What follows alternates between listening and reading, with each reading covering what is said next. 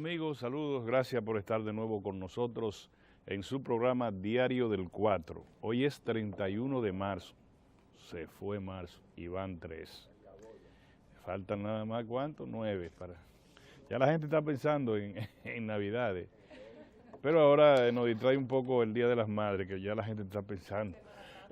Y Semana Santa, es correcto, Semana Santa.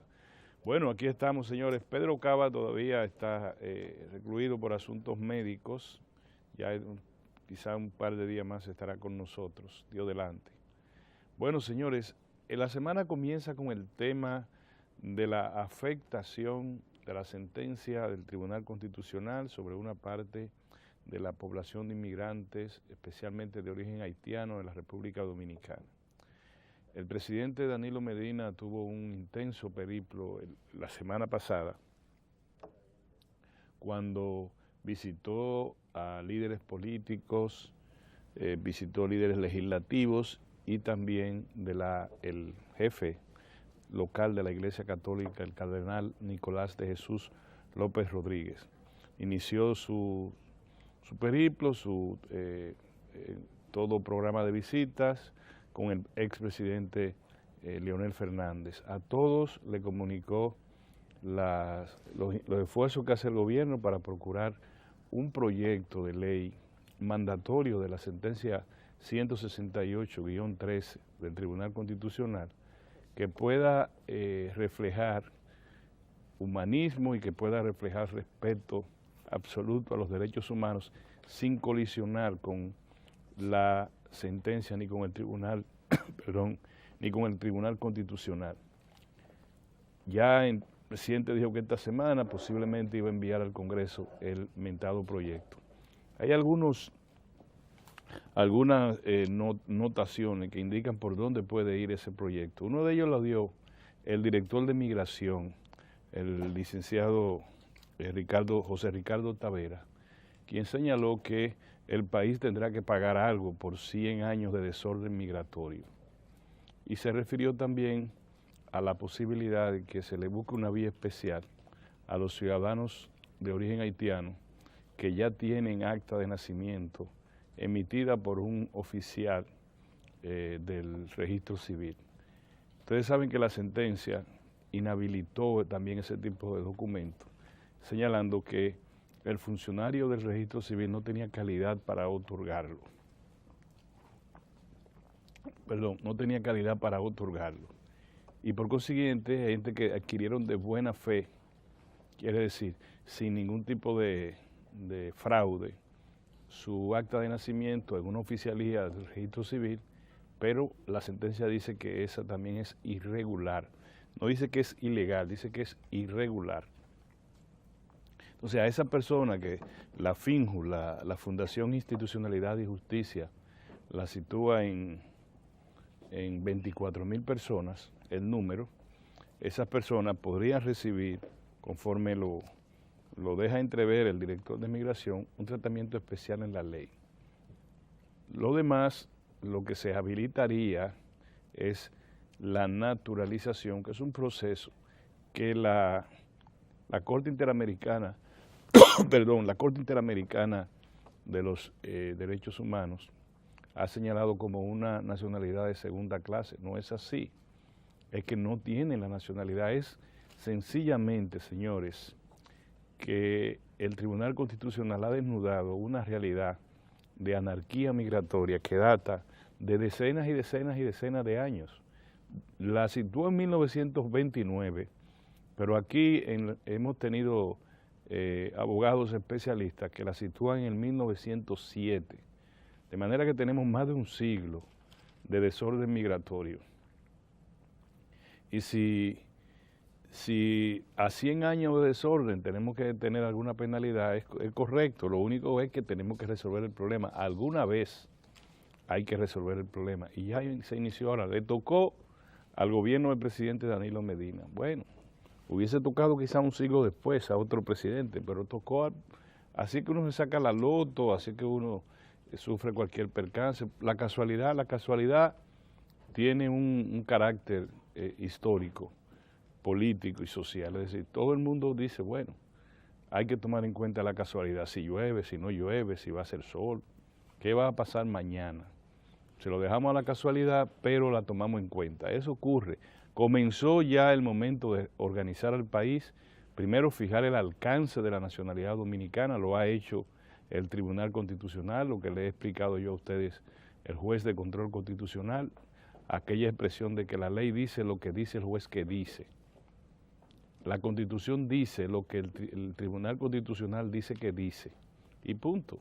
Y eso es lo que ha ocurrido ahora. Lo que hace el gobierno ante una sentencia vinculante y de carácter de cumplimiento obligatorio es buscarle la vuelta sin colisionar con el Tribunal Constitucional, que es lo mismo que hacerlo contra la Constitución de la República.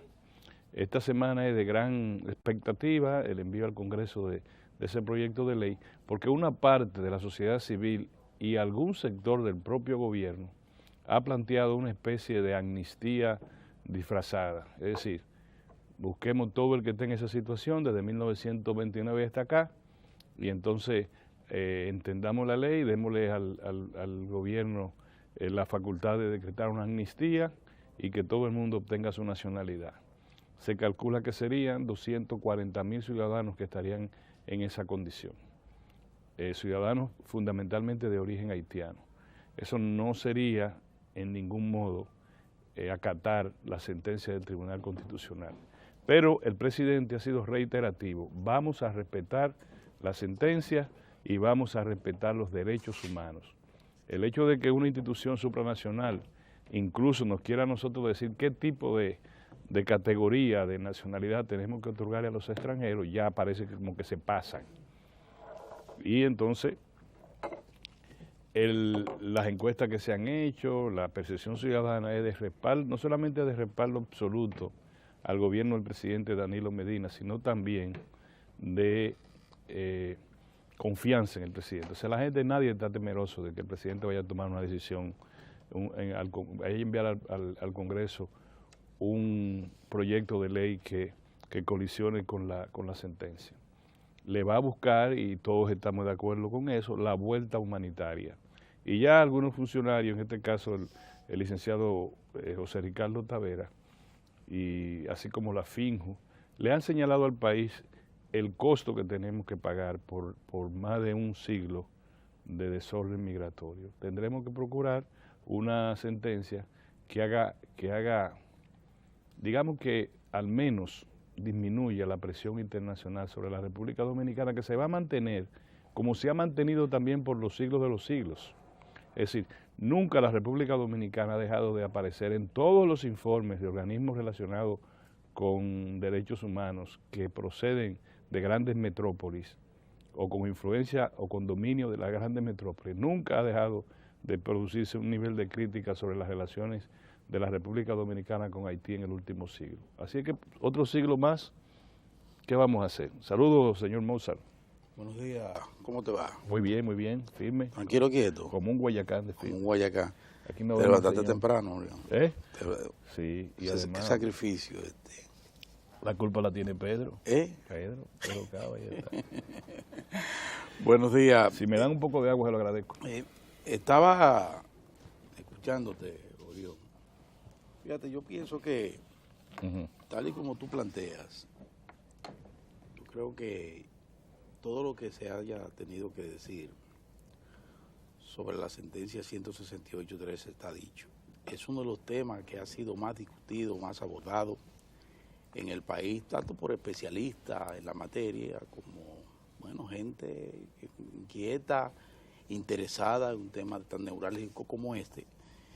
Pero nosotros que ya a estas alturas y después de esa importante iniciativa del presidente de la República de asumir ya él personalmente este expediente que yo espero se cierre o comience a cerrarse ya en esta semana cuando el Ejecutivo someta el proyecto de ley de naturalización, yo pienso que lo más importante es lo que hemos dicho, tener plena confianza en las autoridades, particularmente en el presidente de la República. Creo que de muchas maneras De muchas maneras el presidente ha puesto de manifiesto cuál es su visión en torno a este caso. Ha dejado claro que él es una persona, como ciudadano y como jefe del Estado, respetuoso de las leyes, un garante de la soberanía nacional, y entonces ¿por qué poner en dudas que esa palabra empeñada y lo que ha sido su ejercicio como político y como ciudadano, tengamos que ponerle en duda? Para nada. Yo pienso que felizmente vamos a cerrar este expediente con ese proyecto que, de acuerdo a lo que han dicho las principales personalidades, que él hizo muy bien en consultar o en explicarle cuál es su visión y recibir de cada una de esas personas las propias, pues yo creo que en los próximos días, en esta semana, esperamos, vamos a tener un proyecto que se aproxime a lo que es la aspiración de todos, que se aproxime. No hay manera, no hay forma de que todo el mundo esté de acuerdo con lo que vaya a plantear el presidente. Crearse esas expectativas, yo pienso que no debe ser. Sobre todo con las expectativas. Entonces, que se ha creado el liderato de la sociedad civil. Sí, que ha dicho, que ha reclamado y que le ha dicho al presidente cómo debe hacer las cosas. Todavía y que todavía hoy le están advirtiendo que si hace lo contrario a lo que ellos estiman, él irá al zafacón de la historia, dice uno. Entonces, son cosas que uno, son posiciones de gente emotiva o comprometida,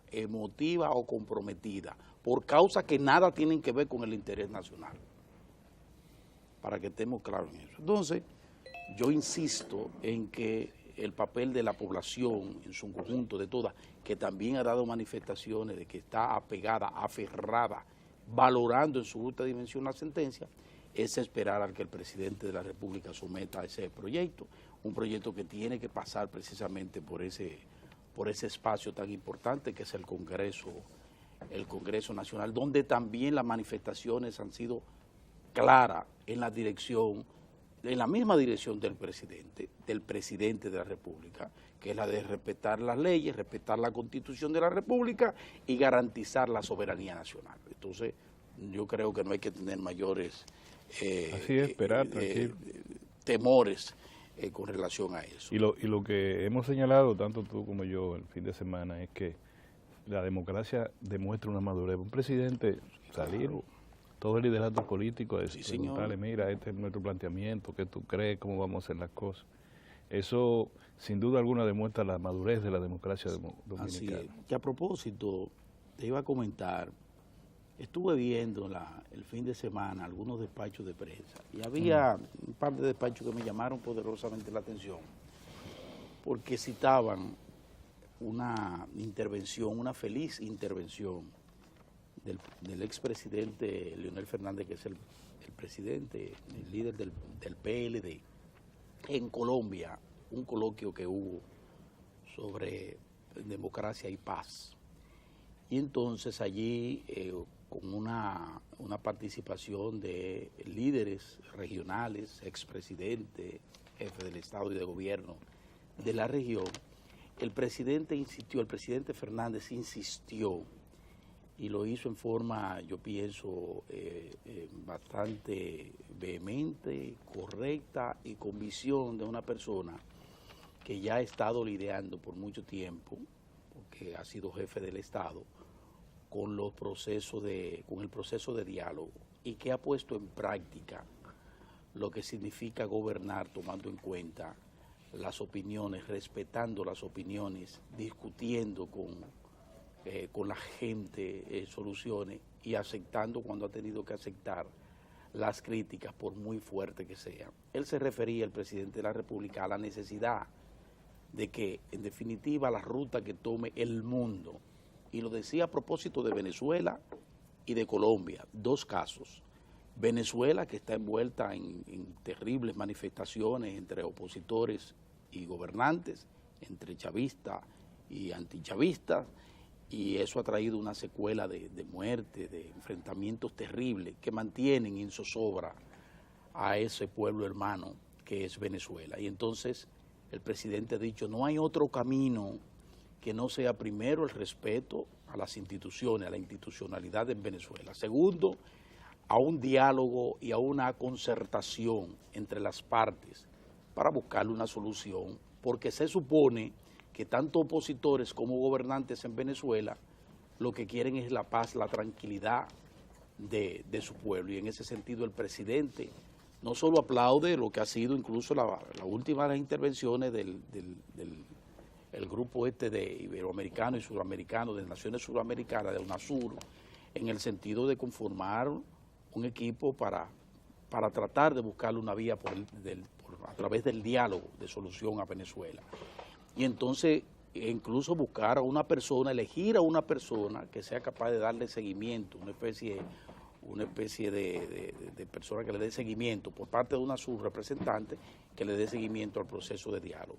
Pero el presidente decía un poco más, decía que de la misma manera que apela al diálogo ahí, apela también al diálogo en Colombia, donde hay otra situación difícil, un proceso de negociación tormentoso entre las guerrillas de la FARC, ¿verdad?, las fuerzas revolucionarias, y el gobierno y las autoridades de Colombia. El presidente dice que las armas, la confrontación no es el espacio, sino que el espacio debe ser el diálogo. Y apela, y en eso quiero insistir, en que de lo que se trata, lo que debe enfocarse el liderazgo mundial es precisamente en buscar el diálogo, la concertación, el respeto a los derechos civiles, el respeto a los derechos humanos, para que el mundo se encamine hacia lo que deberá ser un mundo de interrelación permanente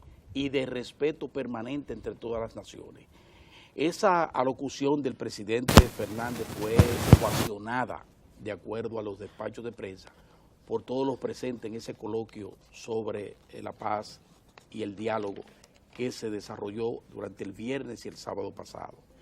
Yo pienso que como dominicanos debemos sentirnos muy bien de que un representante nuestro, en este caso el presidente Leonel Fernández, tenga ese papel tan importante en este proceso difícil que llevan algunas naciones de América Latina, sobre todo, como es el caso de Colombia y es el caso de Venezuela, situaciones internas que en otras ocasiones también han sido situaciones que han llevado a enfrentamientos terribles, peligrosos entre las naciones, y donde el presidente Leonel Fernández, ha asumido un rol de primerísimo nivel que le ha impedido o ha procurado, como procuró en el 2008, y resolvió efectivamente un impasse, un enfrentamiento que había entre el entonces presidente, que todavía lo es, Rafael Correa de Ecuador, y el entonces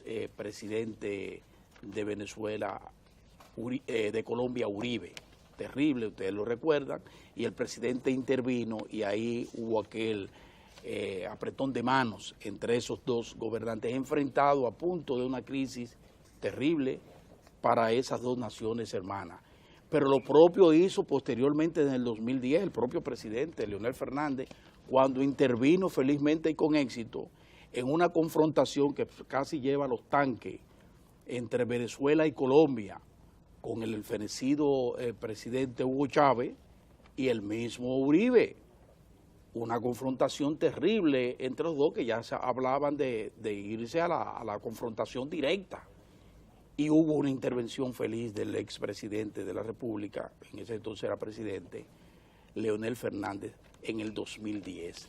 Hago referencia a estos dos episodios importantes a propósito de esa intervención, esa feliz intervención del presidente ahora en Colombia, que insiste, y lo hace alguien que, como les digo, ha actuado en situaciones difíciles y ha actuado muy bien y a favor de la paz en la región, que es el presidente Leonel Fernández. Yo pienso que estas son actitudes y ese debe ser el corredor por el cual transite el liderazgo mundial. El liderazgo de hoy tiene que necesariamente conducirse por los senderos de la concertación, pero sobre todo del respeto a los derechos fundamentales de sus pueblos, a los derechos civiles, a los derechos, ¿verdad?, ciudadanos, a los derechos humanos. De esa manera vamos a tener un mejor mundo de incompetencia permanente, porque siempre lo habrá, con conflictos que se darán, pero siempre con esa compuerta importante a partir de la cual debemos transitar por ese camino que les digo, del respeto a los derechos fundamentales de los pueblos del mundo. Tineo, buenos días. Buen día, Orión. La primera parte, lo de la sentencia, lo que sí queda en República Dominicana no hay duda, todos los esfuerzos que están haciendo es precisamente de un país respetuoso de los derechos humanos y de la dignidad de las personas. Y eso explica todos estos esfuerzos que se han hecho y de igual modo también expresa la voluntad democrática que impera en República Dominicana en la administración del gobierno.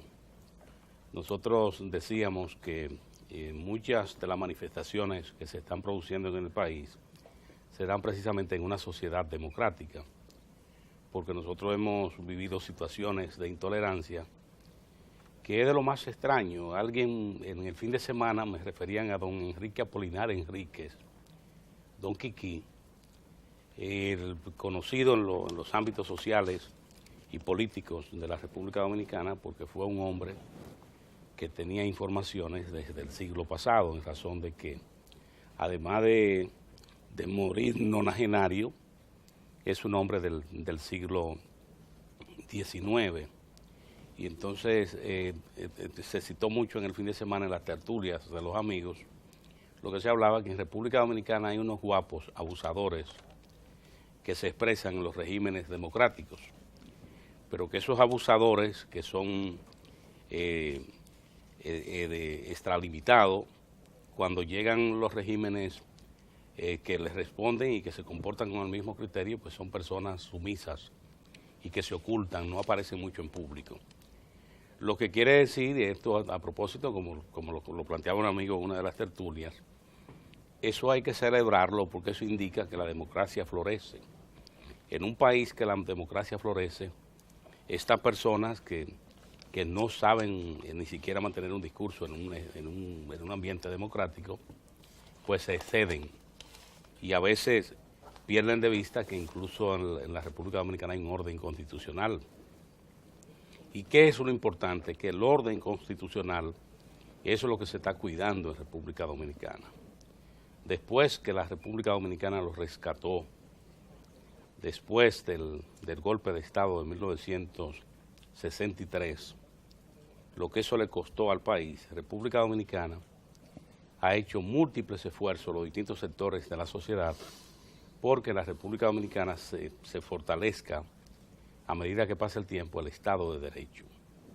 Observen la Constitución que ha logrado República Dominicana, la Constitución de 2010, una Constitución garante de los derechos humanos, de la dignidad de la persona, y esto ciertamente que es motivo para sentirse seguro en República Dominicana y confiar en el tratamiento del tema del proyecto de ley de naturalización, que ahí hay dos variables que van a ser determinantes. Una es la Constitución de la República y la otra es el criterio que tiene la administración del gobierno de dar una salida que se corresponda con esa Constitución democrática dominicana, pero que se entienda que en la República Dominicana lo que se está planteando es precisamente fortalecer su orden constitucional. Ahí no hay espacio para entender otra cosa.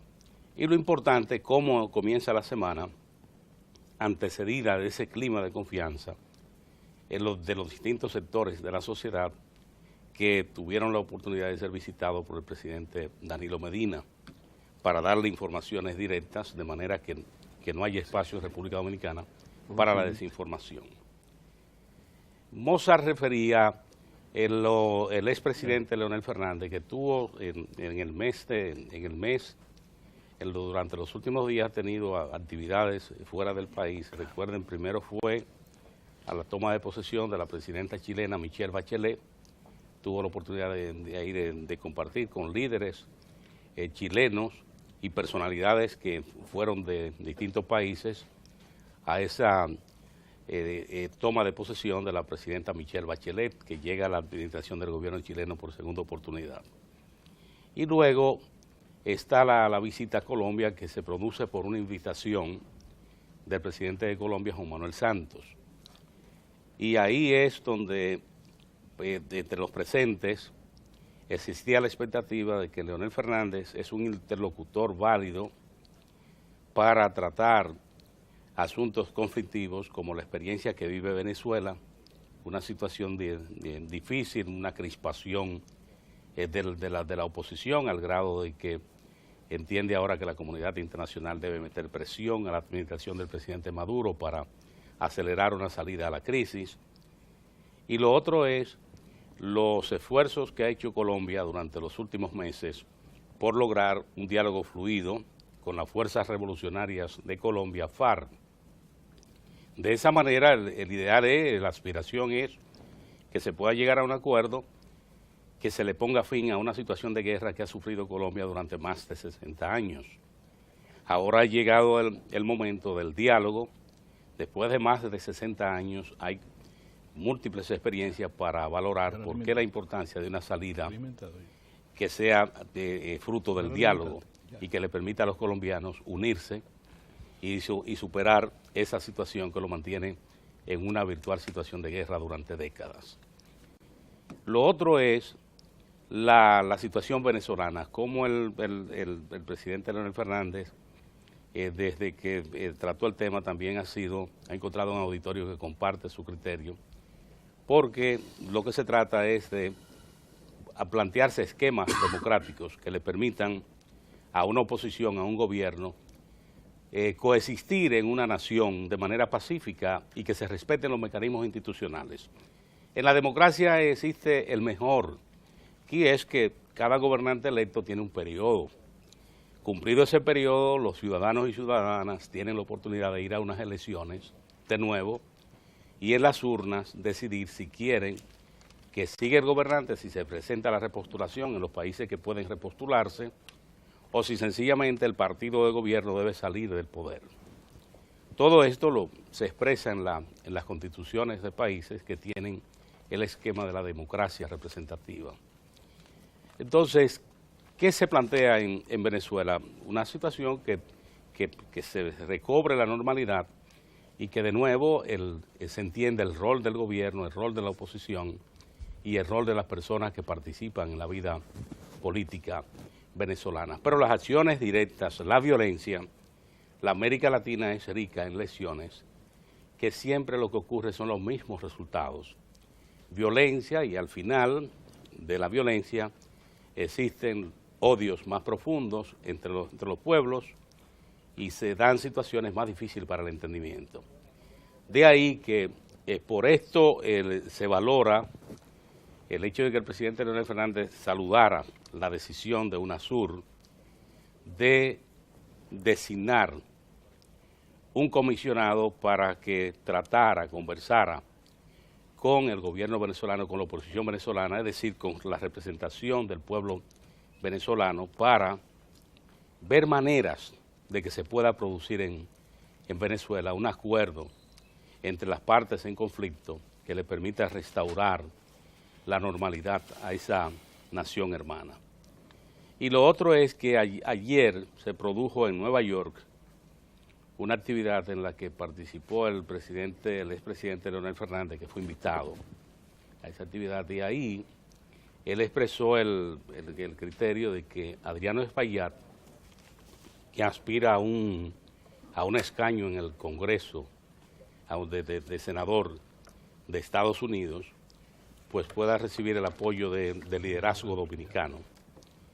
Y esto ciertamente que es plausible porque se trata de un representante dominicano que en Estados Unidos ciertamente ha sabido representar a la comunidad dominicana, y nada de República Dominicana ha resultado extraño. De ahí también que esto es otra iniciativa que planteó el expresidente Leonel Fernández en esa actividad de Nueva York, y que anunció ahí que se lo plantearía a otros líderes del país a los fines de que puedan también expresar su apoyo y que ese mensaje le llegue a la comunidad dominicana en Nueva York.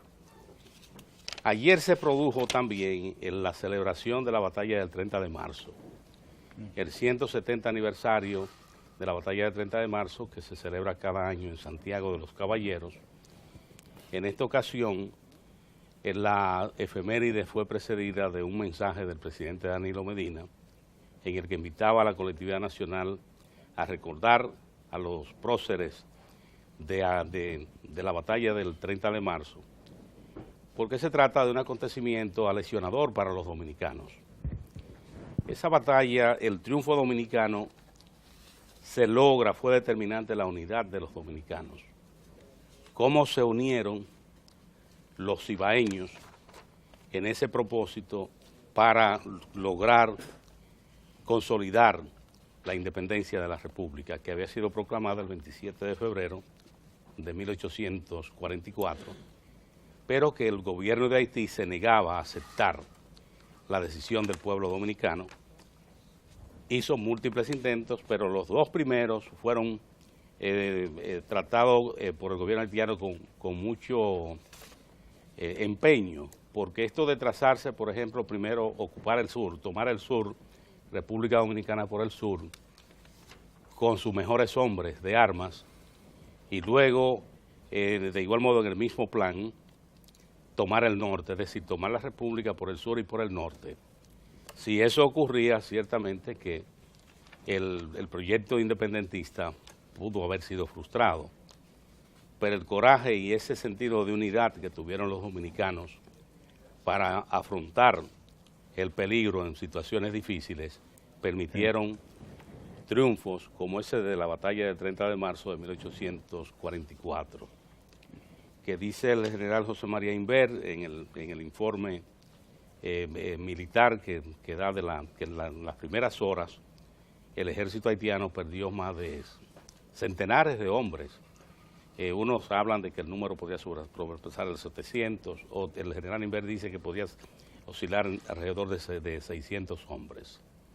Pero lo cierto es que esa victoria ahí se produce por la capacidad de unidad que tuvieron los dominicanos en torno a un objetivo común en ese momento. De manera que la fecha ocurrió día de fin de semana, pero es válido resaltar en este día el acontecimiento y recordar a los próceres y rendirle tributo, aún sea un día después, a los héroes y a los próceres de la batalla del 30 de marzo. Muy bien. Bueno, lo primero, mañana es un gran día. No ha habido mucha promoción de esa actividad, pero yo lo definí en mi columna, el próximo paso hacia la verdadera democracia, la auténtica democracia. Sí. Mañana se firma el Pacto por la Educación y parece que va a tener un alcance importante el pacto, especialmente sí, en los términos curriculares,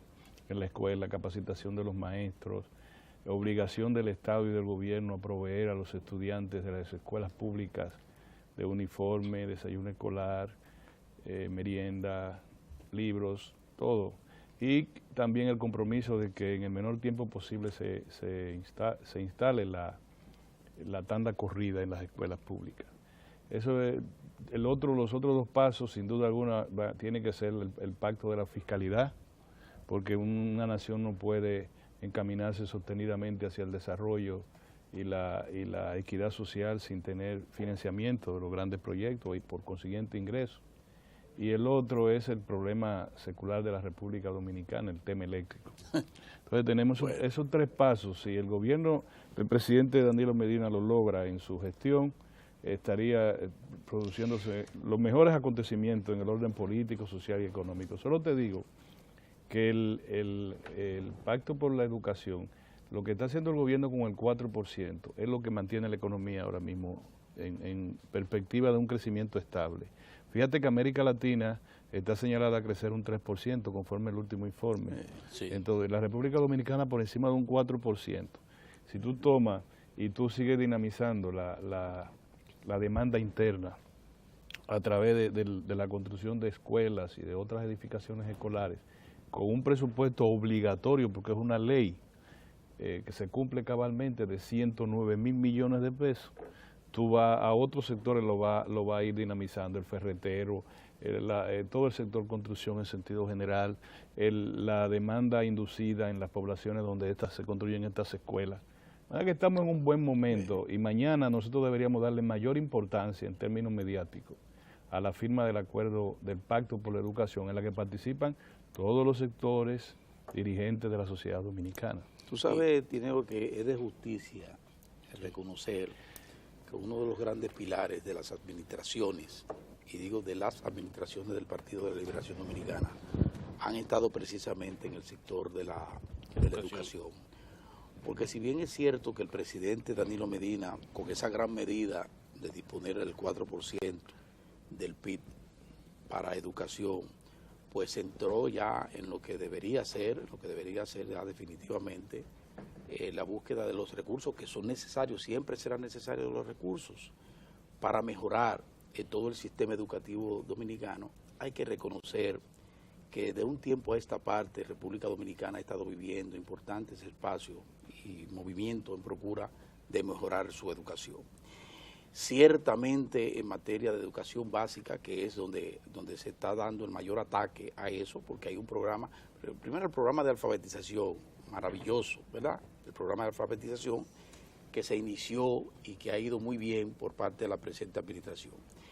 Pero durante todas las gestiones, las gestiones del Partido de la Liberación Dominicana, nosotros hemos dado pasos importantes. Por ejemplo, en materia de infraestructura, que es uno de los aportes, infraestructura no solo escolar, sino de la infraestructura de la educación a nivel, en términos globales.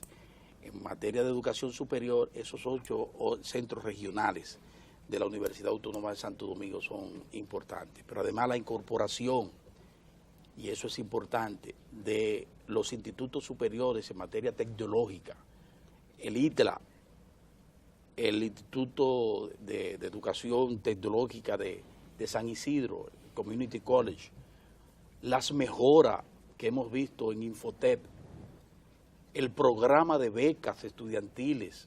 Nosotros tenemos aquí muchos muchachos jóvenes de ambos sexos, con PhD, con maestría importante, que han aprovechado muy bien esas becas sin colores, sin distinción, que han tenido las administraciones del Partido de la Liberación Dominicana. Y nosotros lo tenemos acá, todos esos muchachos trabajando precisamente y aportándole al país en materia de conocimiento.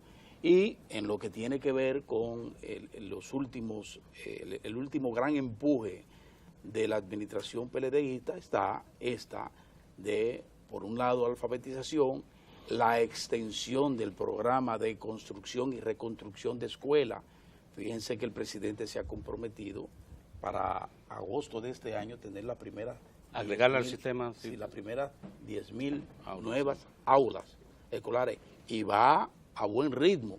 Y ha incorporado un sistema, primero transparente, de participación activa de ingenieros con concursos para ese levantamiento que, como decía Orión Mejía, eso ha dinamizado la economía de alguna manera, pero lo ha dinamizado y ha democratizado el sector de la construcción en esa parte.